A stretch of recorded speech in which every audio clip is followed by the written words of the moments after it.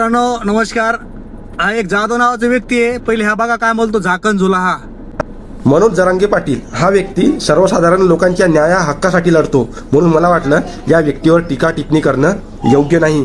पण जेव्हा विचारधारा वेगवेगळी चालते ना, जेव्हा हिंदुत्वाची विचारधारा सोडून कोणता व्यक्ती दुसरीकडे जातो, जेव्हा मराठ्यांच्या इतिहासावर कलंक लागतो ना, तेव्हा बोलणं फार महत्वाचं असते. कारण मराठ्यांच्या इतिहासावर कलंक लागणं हे कुठेही योग्य नाही. हे म्हणतात जेव्हा MIM हात जोडून विनंती करतो मित्रा, हे बघ संघर्ष योद्धा मनोदादा जरांगे पाटील आमचं 6 करोड मराठ्याचं काळीज आहे.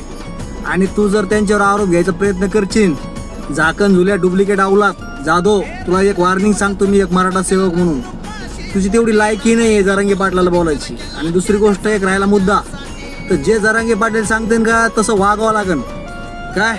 कारण 6 करोड मराठा समाज त्यांच्या पाठीमागे आहे. झाकण झुल्या डुप्लिकेट अवलाद तर लायकीत राहायचं आणि त्यांच्यावर टीका करायची किंवा निंदा करायची तुझी लायकी नाही आहे बरं का. त्याच्यामुळं जाधव तू तुझ्या लायकीत राहा. डुप्लिकेट अवलाद झाकण झुल्या चिंतुरम घाल तू तुझ्या घरचा. तुला एक आव्हान सांगतो मी उडान पाटलाचं, हे बघ जाधव, तू लायकी वालांडून बोलू नको संघर्ष योद्धा मनोदादा जरांगे पाटलाला. नाही तुझं आहे ना झाकण झुल्या डुप्लिकेट अवलाद उरट्या समाजसेवा कर ना कुत्र्या. जय शिवराय, जय महाराष्ट्र. एक मराठा 10 कोटी मराठा. चल निघ बुरट्या.